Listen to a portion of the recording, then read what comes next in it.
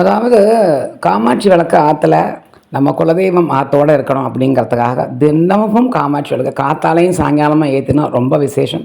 இல்லை ஒரு நாளைக்கு ஒரு தடவையாவது கண்டிப்பான முறையில் காமாட்சி விளக்கு ஏற்றுங்கோ. 2 திரி நான் ஆல்ரெடி சொல்லியிருக்கேன், எப்போவுமே 2 திரி போட்டு ஒன்றா சேர்த்து விளக்கேற்றணும். அப்போ தான் கணவன் மனைவி பிரிவு இருக்காது, சந்தோஷமாக இருப்பான் அப்படிங்கிற மாதிரி ஒரு ஐதீகம் இருக்குது. அதுக்கப்புறம் கண்டிப்பான முறையில் ஆற்றுல வெள்ளி செவ்வாயில் 5 முக குத்து விளக்கு ஏற்றுங்கோ. ரொம்ப ரொம்ப ரொம்ப ரொம்ப விசேஷம். விளக்க சின்னதாக அழகாக மொட்டு மாதிரி எரிய விட்டேன்னா ரொம்ப நல்லது. ரொம்ப நாழி அது எரியும் ஆக்சுவலாக.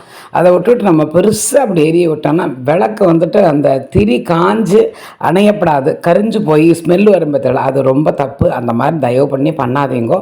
அது மட்டும் அல்லாதக்கு விளக்கு எரியும் பொழுது நீங்கள் விளக்கை ஏற்றிட்டு உடனே 2 பக்கமும் சர்க்கரையோ குங்குமம் கண்டிப்பான முறையில் இடணும். சர்க்கரையோ இல்லை பொட்டுக்கல்லையோ ஏதோ ஒன்று வாழைப்பழமோ என்ன இருக்கோ அதை ஒரு நெய்வேத்தியம் பண்ணாமல் விளக்கை ஏற்றிட்டு பேசாமல் வந்துடாதீங்கோ. கண்டிப்பான முறையில் ஏதாவது ஒரு நெய்வேத்தியமாவது கண்டிப்பான முறையில் கொடுக்க வேண்டும். அதை பண்ணாதவா இனிமேல் பண்ண ஆரம்பிங்கோ.